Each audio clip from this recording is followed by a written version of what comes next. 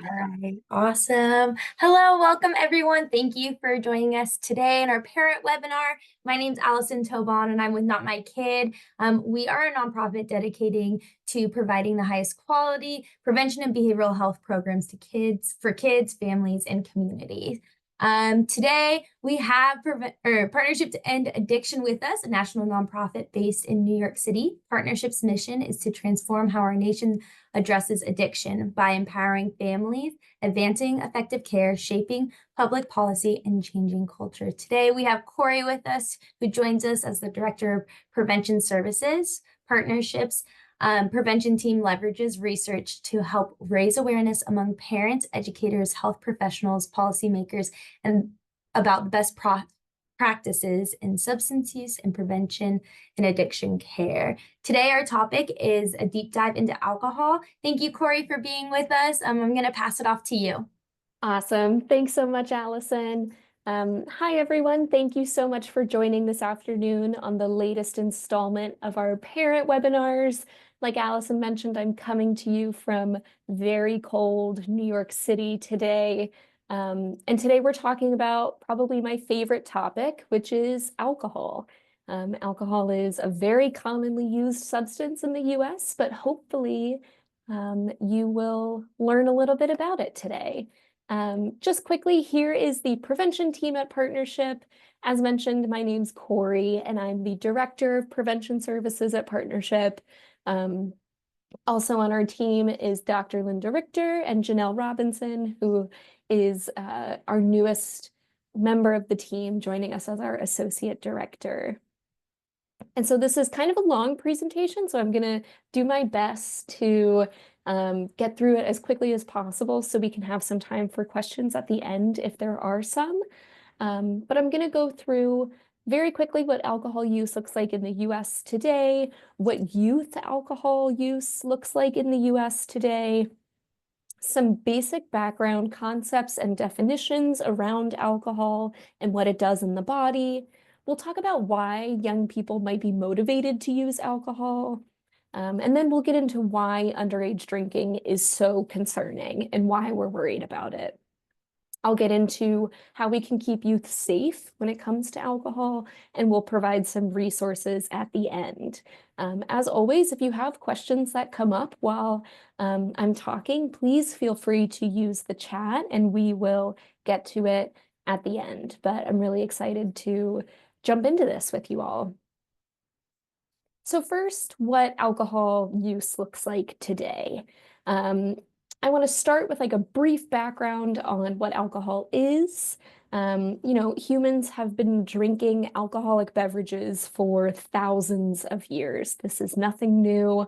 If we understand what it is, why people use it, why people are drawn to it, and some of the risks that it poses, we can better protect people from the harms around it. So alcohol use in the US, this is data from 2022. So as of 2022, about 78.5% of the US population age 12 and older reports having tried alcohol at some point in their life. So almost a little bit more than 3/4 of Americans have tried alcohol at some point. Probably not surprising to most of you. And as of that same year, almost 30 million people in the United States had alcohol use disorder, or what we could consider alcohol addiction. And that's about 10.5% of that age group. So that's a lot of people. So we know a lot of people have tried alcohol, and we know a lot of people are struggling with their alcohol use. In the graphic here, you'll see that deaths involving alcohol are increasing, mostly from overdose deaths, from, I'll get to later, also cancer deaths, and then also alcohol-related traffic fatalities are increasing as well. And so alcohol use is pervasive in the United States and a lot of other parts of the world. It can make people feel good. It helps them to relax, helps them to connect with the people around them. It's a wildly successful industry that employs hundreds of thousands of people in this country. but it has the potential to be very damaging to our health. It can be addictive, and it's a huge cause of preventable death in our country. We know that we're not going to get people in the US to stop drinking alcohol, and that's certainly not our goal. Um, the US tried to do that in 1920 with prohibition, and that didn't go super well. But what we are concerned about is preventing underage drinking, so youth alcohol consumption. Having a basic understanding about alcohol and why it appeals to kids is the first step that you can take in keeping kids safe. And I hope to prove to you why youth drinking and underage drinking is so dangerous and why we care about it. And you may hope as a parent that one day your kid can legally and safely have a champagne toast at a wedding or have beers with friends. And that's okay. We want to instill responsible alcohol habits so that people can enjoy this without getting to a point where they're struggling with addiction. So youth alcohol use. The reason that we're so concerned about preventing youth alcohol is that the consequences of drinking alcohol among young people are so much more severe than they are for adults. This is a graph that hopes to help show this point. What this graph is saying is that the earlier someone starts drinking, the more likely they are to develop alcoholism. So you can see the way that this line goes. It's the likelihood of developing alcohol use disorder, so an alcohol addiction, as a function of the age of first use. So people who start drinking before age 15 are 5 times more likely to develop an alcohol addiction than those who wait to drink until they're 21. And part of that is because we know the youth brain is not fully developed in the teenage years and won't be fully developed until kind of the mid to late 20s. So this graph just shows how prevalent youth alcohol use is. And this is recent data from 2023. So you can see that for the graph on the left is those aged 12 to 20. So everyone for who alcohol would be illegal, underage drinking. And then the graph on the right is 18 to 25-year-olds. And so you'll notice that the ages of those kind of overlap. Some people just are worried about kind of underage drinking, but then some surveys want to look at kids who are on their own. So 18 to 25 is the young adult population who's moved out of their house. Some might be in college, some might be joining the workforce. So you can see for those underage, 12 to 20, about a third have ever tried any alcohol, but only about less than 15% have used alcohol in the past month. And less than 9% have binge drank, so had 4 or 5 drinks in a 2-hour period in the last month. When we look at 18 to 25, which we know that a subset of that population would be drinking legally, 21 to 25, that these numbers jump up. So about 75% of young adults have ever tried alcohol, but still less than 50% have used alcohol in the past month. So the main takeaway here is, especially for those underage, but even for those who are of age, the majority are not drinking all the time. The majority have not drank in the past month, which is encouraging. One thing that we want to be aware of is that there's this common misconception that boys are drinking more than girls. If we think of, when you think of like a high school party, the stereotypical party, you think of like the football players drinking from kegs and things like that.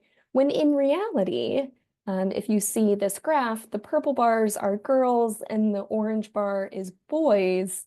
Underage girls are more likely to drink than underage boys. And this is kind of a more recent phenomenon. Alcohol consumption is increasing in girls, but it's not increasing in boys, which is interesting. We also know that sexual and gender minority youth are more likely to drink than their straight cisgender peers.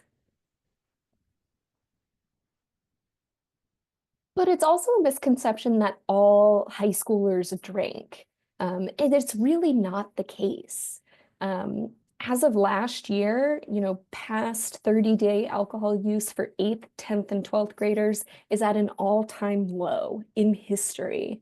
Um, as of last year, over 50% of 12th graders said that they have never tried alcohol. And 78% of seniors said that they had not used alcohol in the past 30 days. So though we might feel like it's everywhere and we might feel like drinking is inevitable for high schoolers and that they're going to do it anyway, young people are not drinking as frequently as we think they are. And talking about drinking like everyone's doing it is just keeping that misconception alive. So being aware of the true prevalence of drinking will help us move away from this notion that it's a rite of passage and everyone's going to do it. Um, because in reality, they're not.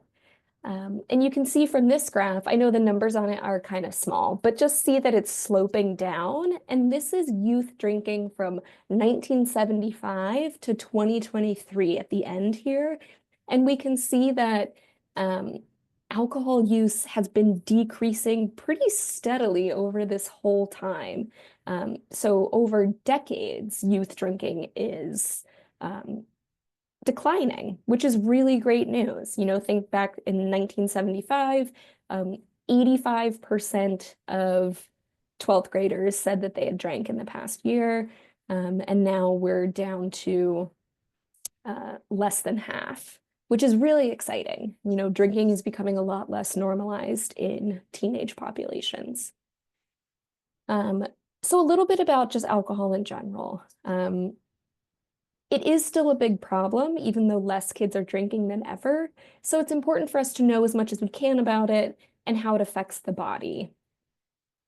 This is a infographic that you may have seen before, this idea of a standard alcoholic drink. What is considered one drink for purposes of measuring is 12 ounces of what they call regular beer, which is about 5% alcohol, which would be like um, a Budweiser or a Bud Light or a Coors Light, or 8 to 9 ounces of malt liquor, about 5 ounces of wine, or a shot of 80 proof spirit, so a 1.5 fluid ounce shot.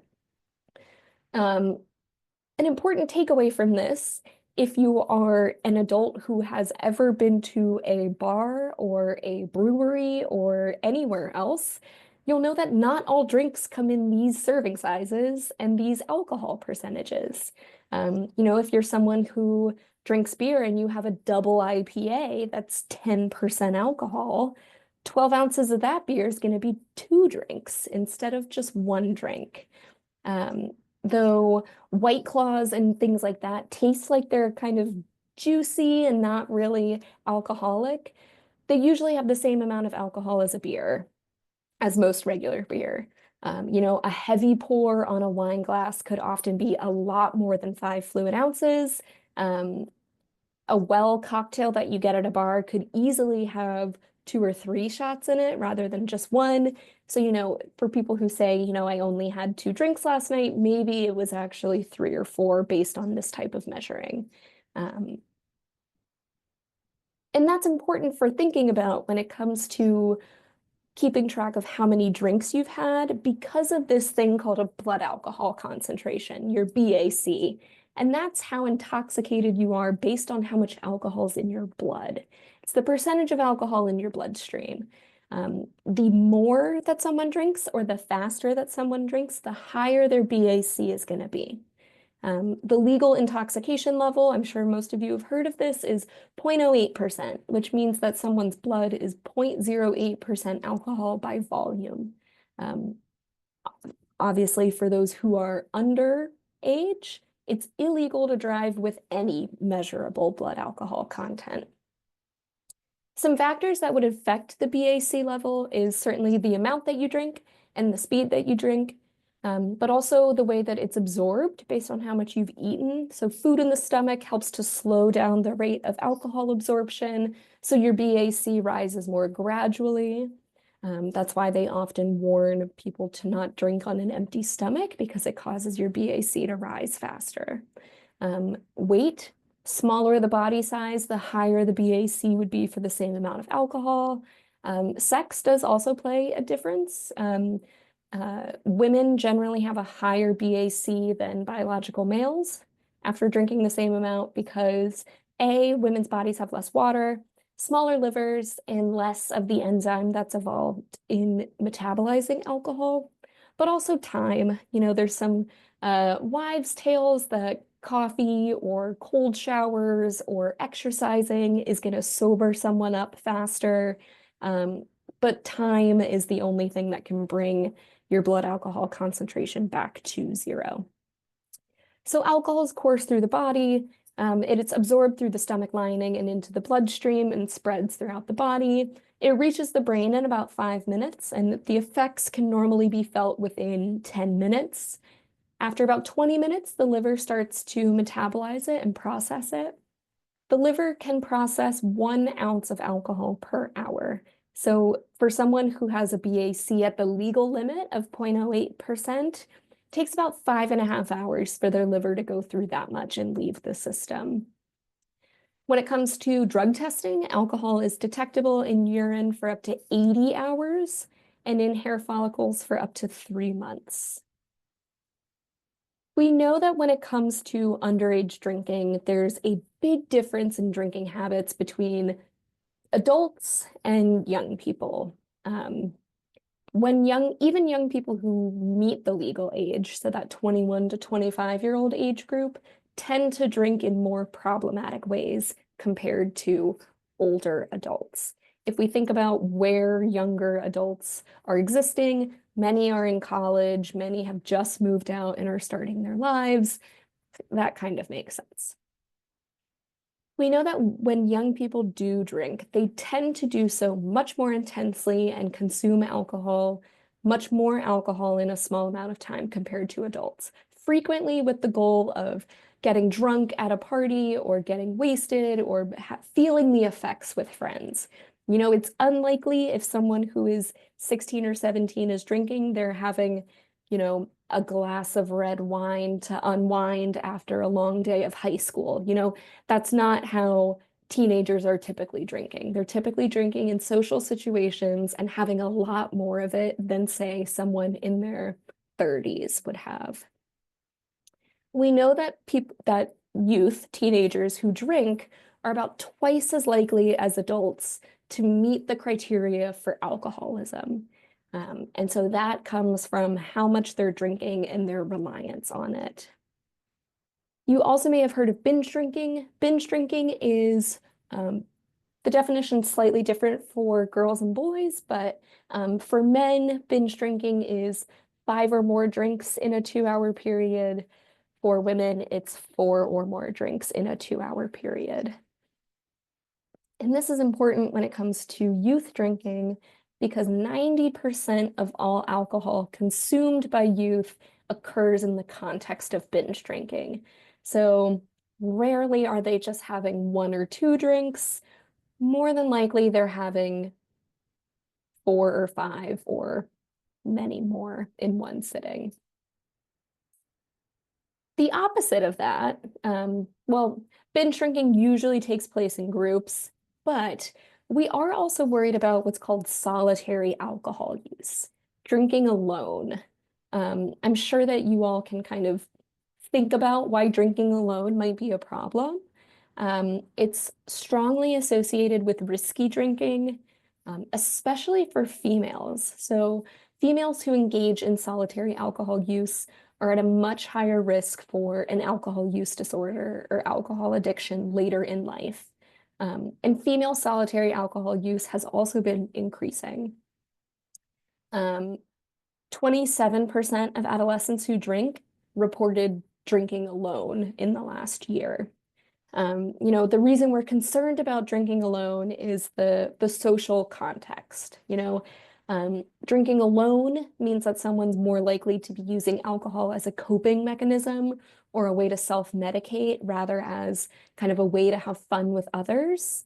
And these types of motivations for drinking are more likely to signal problem drinking and alcoholism down the line. So what are some of the reasons for young people using alcohol? Let me take a sip of water.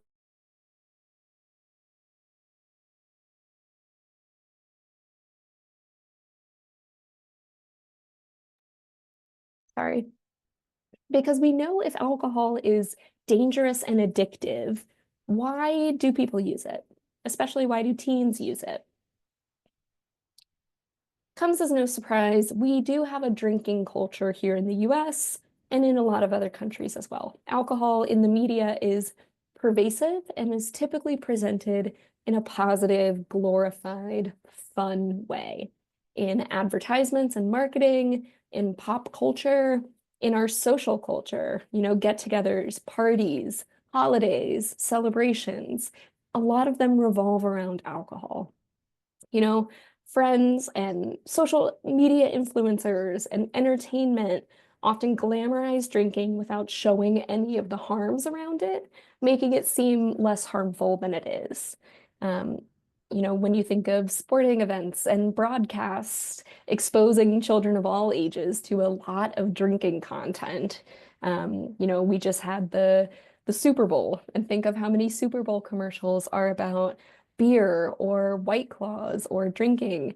It's a lot. And so, we certainly don't advertise any other addictive substances the way that we advertise alcohol in the US. And there's certain types of alcohol that young people are going to be inherently drawn to. Youth are enticed by sweet, carbonated beverages, some that resemble soda or energy drinks, things that they're used to. Things like White Claws, Trulies, other hard seltzers are really popular these days. They're sweet and they don't really taste like alcohol. They're usually about 5 to 6% alcohol, which is similar to most beers. You'll see cans of High Noon, which are seltzers made with real vodka and juice. And so they mask the taste of alcohol so that it's extra appealing to kids, and also increases the chances that if kids get their hands on them, they're going to drink more of it. Masking the taste of alcohol with sweet flavors also reduces the perception of harm. How could something harm me if it tastes like the juice that I've been drinking my whole life? So a lot of these are very sweet. They're pretty inexpensive. They're pretty accessible. You can find them just about everywhere. And they're discreet because they don't look like a bottle of alcohol. There's also a lot of social pressure. Many teens base their social identities on their peers, making them susceptible to social influences that lead to riskier behavior. And there's this misconception that alcohol is going to boost your confidence or that it can relieve your symptoms of social anxiety or stress. And we also know that just being in the presence of peers as a teenager influences the brain chemistry and increases their chance of engaging in riskier behaviors than they would if they were alone or with family members.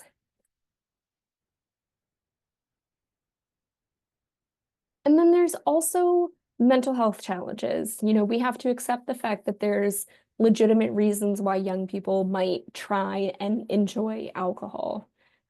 If a child is struggling with negative emotions or wanting to ease symptoms that they're having of a mental health disorder, they might self-medicate with alcohol. They might find that alcohol makes them feel better for a moment.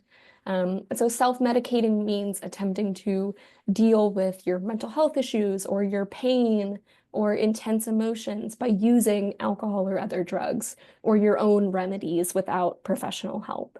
And so for kids who are very anxious or self-conscious, alcohol provides an opportunity to escape from those feelings. It's a risky and dangerous escape that can certainly make all of those feelings worse in the long run, but that's not so obvious in the short term. So being aware of these feelings in kids can help us to point them to safer alternatives. And there's also this kind of bi-directional relationship. That's these two arrows here, where if a child has a mental health disorder and self-medicates, they can very quickly start to rely on that substance, and then develop an addiction to that substance. But then on the other hand, using a substance like alcohol can trigger or make worse a mental health condition that they already have. So we know that those kind of go hand in hand and that they influence each other. And we know that almost half of young people with a mental health disorder also have a co-occurring substance use disorder, and 65% or more of youth with a substance use disorder also have a mental health disorder at the same time. So these very often go hand in hand. And there's also inadequate alcohol policies and regulations where taxes on alcohol for the most part are pretty low, so youth can afford to purchase it. We know as taxes increase on things like cigarettes, young people are less likely to buy them.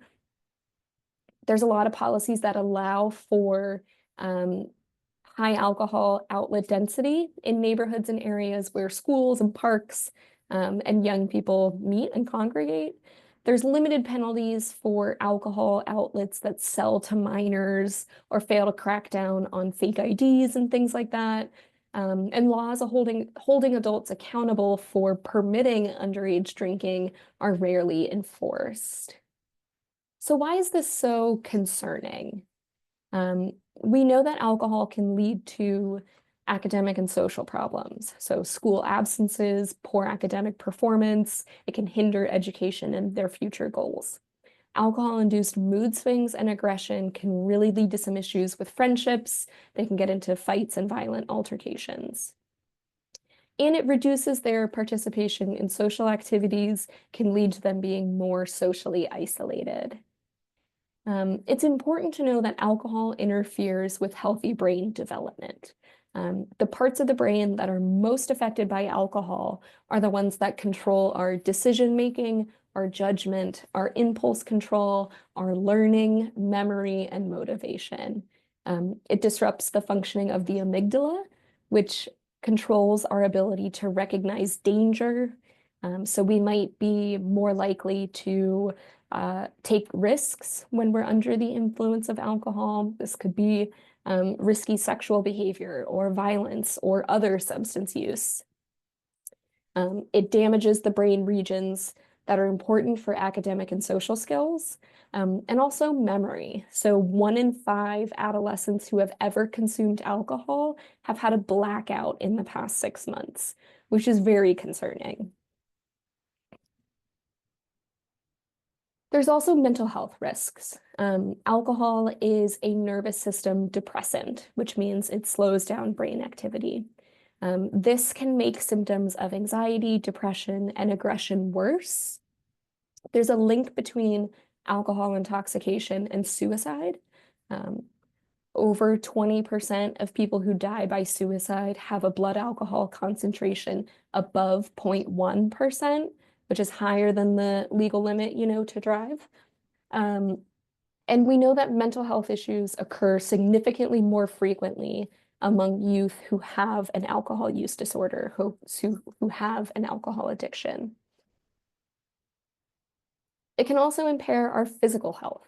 Young people who drink generally report being sick more often and are generally in worse health. It can suppress puberty-related genes and hormones relating in delayed pubertal development. It can also lead to reproductive problems later in life. Can lead to a lot of chronic health problems: anemia, liver cirrhosis, pancreatitis, cancer. I'll get into that a little bit more in a moment.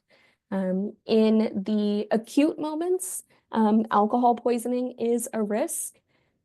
Younger bodies process alcohol differently than adults do. The consequences like alcohol poisoning are more likely to happen to kids than they are to adults. So it's really important for both adults and kids to know the signs of alcohol poisoning and know what to do. We want to make sure that our kids know that it's not a good idea to just have someone sleep it off. If they are exhibiting these symptoms, we want to call 911 and get help.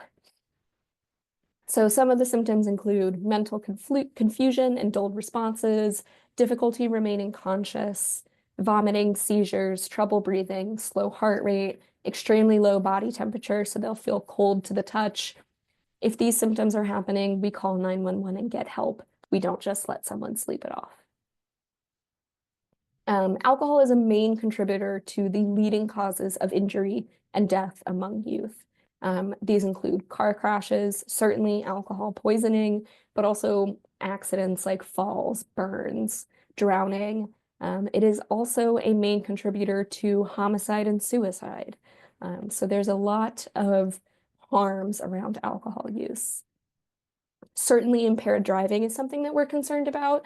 We know that drinking interferes with our motor skills and our reaction time. Teens are pretty inexperienced drivers to begin with. And so you add alcohol on top of that, puts them at significantly higher risk for car crashes than adults. Youth are more likely to be involved in a car crash than adults, and 17 times more likely to be in a car crash than an adult if they are intoxicated. And, we've done a lot of work on making drinking and driving uncool and make sure that kids know not to do it. But still, 10% of high schoolers have reported drinking and driving these days. So we still have some work to do in this area. Young people are more likely than adults to be killed in an alcohol-related crash. Teens just might not fully appreciate the severity of the risks and consequences of driving while intoxicated. Motor vehicle crashes are the leading cause of death among young people. But also alcohol can be harmful to everyone, not just teens. You might be aware that there was a recent report out by the Surgeon General that just came out a couple weeks ago about alcohol and cancer risk. Where we know now that consuming alcohol increases the risk of developing at least 7 different types of cancer: mouth, throat, voice box, esophagus, breast, liver, and colon cancer. And back in 2020, almost 750,000 cancer cases worldwide were directly attributed to alcohol consumption. So there is a very strong link between cancer and alcohol. And it's important to know that a lot of people are not aware of this link. And so this is something that we really want to make sure that people know. They did a survey of people in the US, and less than half of Americans were aware that alcohol could increase their risk for cancer. A lot of people are aware that radiation can cause cancer and that tobacco can cause cancer and asbestos. We know these things as cancer causing, but only 45% of Americans knew that alcohol also causes cancer. So just something that we want to be aware of. So what can we do to actually protect kids from the harms of alcohol? We'll go through some practical tips as well as some common questions that we get from parents here at Partnership. One of the things is that we want to convey our expectations early and clearly. We want to start these conversations early, certainly before teenage years, before even adolescence. Ensure that your kids have safe means of having fun and alleviating their stress or their anxiety or depression if they have that. We want to communicate clear expectations about drinking and the consequences for not following your rules around drinking. But we also want to indicate that if your kid is in a situation where people are drinking or behaving unsafely, that you're available to help get them out of that situation. If you set consequences, be sure to follow through and be consistent on those, but also make sure that they're not overly punitive or long-lasting. So some examples of sharing expectations. You could say something like, "It is my expectation for you that you won't drink until you're old enough for it to be safe. I hope that later on you'll be able to give a toast at a friend's wedding or have a drink at a special event responsibly." Another one is, "I expect you to never get in a car with a driver who has been drinking. I hope you know that in any unsafe or uncomfortable situation, you can always call on me for help."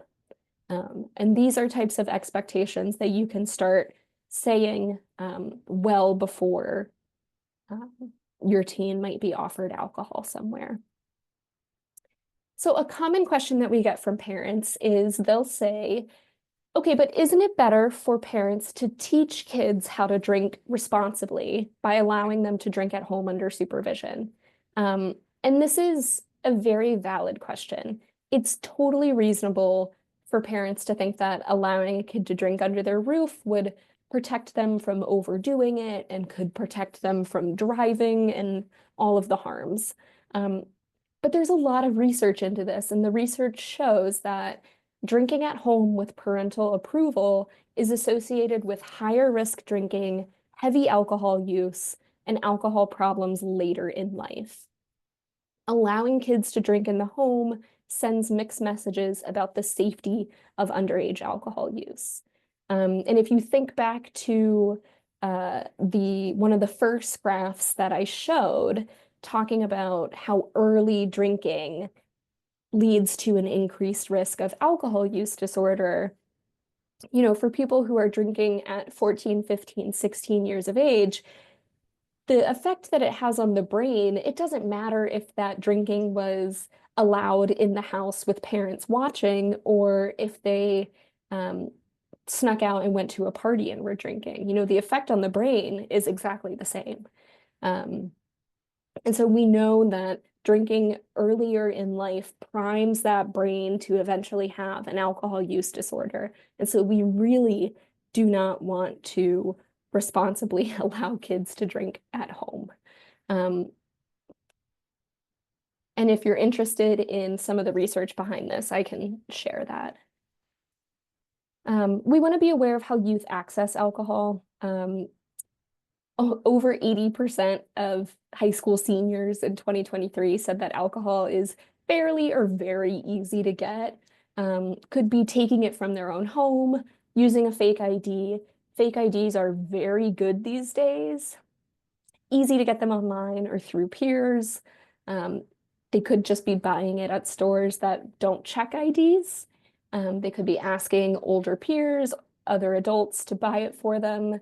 They might be transporting clear alcohol in water bottles and making it look like other drinks.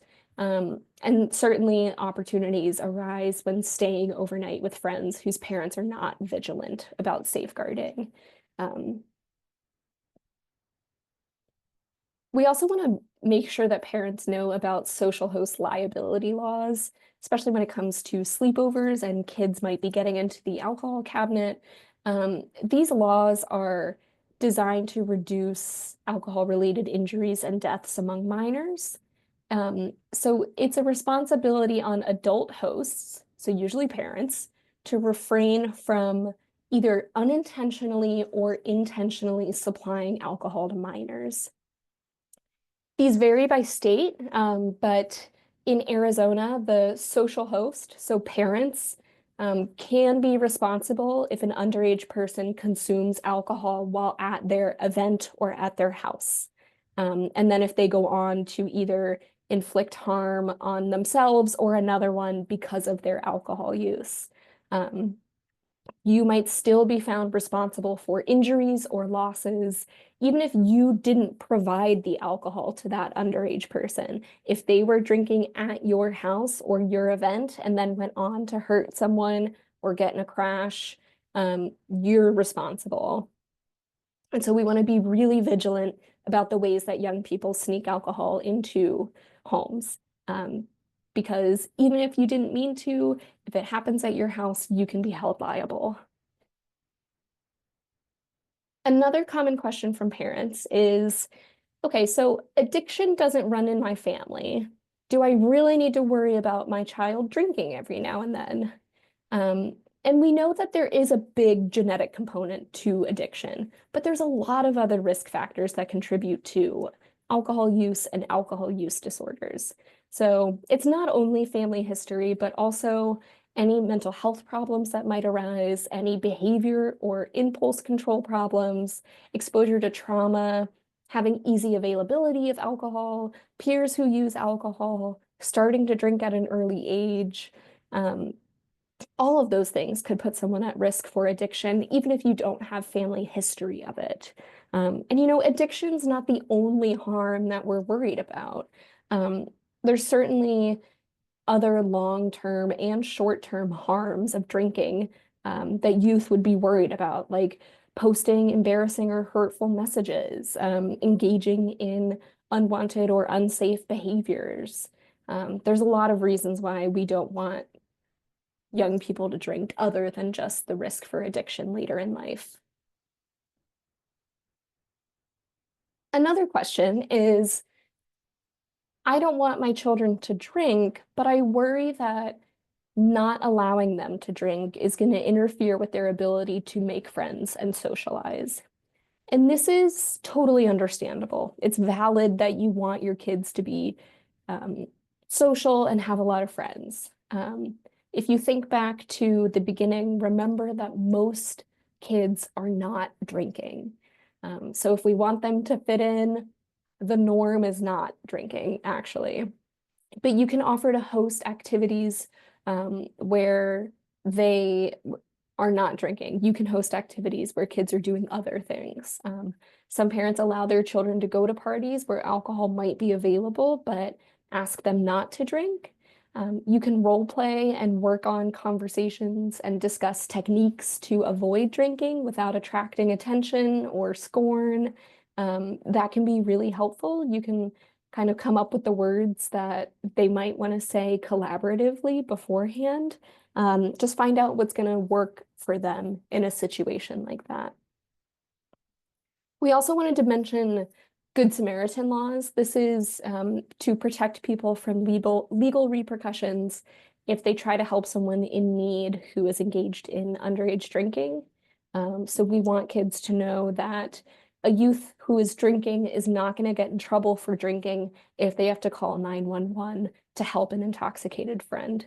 The priority in a dangerous situation is always to protect themselves and their friends.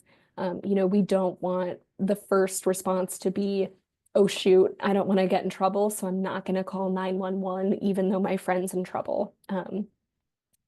We want to make sure kids know how serious alcohol poisoning is and how serious it is to get help quickly. So these laws help us because you're not going to get in trouble if you call help for a friend. It usually only applies to the person who called and the person who is in trouble. It's not going to count for a whole group. So that's important to know. Another question from parents that we get is it hypocritical of me to tell my kids not to drink when they know that I drank at their age? And parents want to do all that they can to protect their children. A lot of us didn't wear helmets for sports when we were young, or we didn't wear seatbelts in cars. But now we know that all of those things are important. Now we know about brain injuries. A lot of us didn't wear sunscreen growing up, but now we know that it's good to protect against skin cancer. The same is true of alcohol. We know so much more now about the risks of alcohol to young people than we ever did before. And so we want to be honest with our kids, but let them know that, it's not hypocritical for parents to want the best for their kids, and to take what we know about alcohol now so that they can make better decisions. And, for parents, it's good to model responsible behavior, trying to not let your kids see adults in the home, get drunk or lose control or come home very intoxicated. And if you or another adult in the home is experiencing issues with alcohol, seek help. This sets a really good example for kids that it's not shameful or embarrassing to ask for help and get help when it's needed. So I quickly want to go over some resources that Partnership to End Addiction has for parents and other caregivers. The first is we have these really intensive guides that have a lot of information on them. So we have a guide on alcohol, what families need to know to protect young people. We have a guide on raising resilient kids. We have guides on vaping and marijuana. any substance you're concerned about. We also have a guide on substance use and mental health for teens and young adults. We have playbooks for parents of tweens and teens. So these are playbooks that can help you start conversations. They can help you kind of move through some difficult scenarios, kind of guide you in some strategies that might help. We also have a lot of support and resources on our website. We have self-paced trainings. We have personalized text messaging programs for parents that want to receive information and resources. We have online support groups for parents led by parent coaches. And we have a helpline where at any point people can get connected to our trained helpline specialists, phone, email, text, and share any concerns that they might have. We also have a substance use risk assessment tool. If you want to know more about the risk factors that might be in your child's life, this is not a diagnostic tool, but it's more so how worried should I be? It's a quick anonymous survey, takes only a couple minutes to complete, but can help you better understand the risks in your life, and it will give you some tailored resources and help at the end. And finally, we have a lot of specific guides. We have resources for LGBTQ youth, which we know LGBTQ youth are at a higher risk for using substances, including alcohol. And that's it. If anyone has any questions, definitely let me know. If you think of questions later, you can always send me an email. My contact information is here, but thanks again for joining. Great. Thank you so much, Corey. I learned a lot in that presentation, so thanks for sharing. If you have any questions, you can drop them in the chat, or their contact information is on the screen, or you can reach out to us at Not My Kid. I will give it a second, but I don't see any questions. Thank you so much for being here, everyone. Have a good rest of your afternoon. Thanks so much.